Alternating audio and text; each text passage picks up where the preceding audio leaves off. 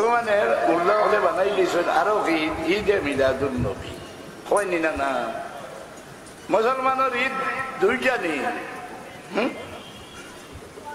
হযরত আব্বাস রাদিয়াল্লাহু আনহুরে ইহুদিয়ে কো হযরত উমর দেও হইছে বলে তোমার তার উপরে একটা আয়াত নাজিল হইছে, এই আয়াত যদি আমরা উপরে নাজিল হইতো তো এই দিন দিয়ে আমরা ঈদের দিন মানাইলাম হয়।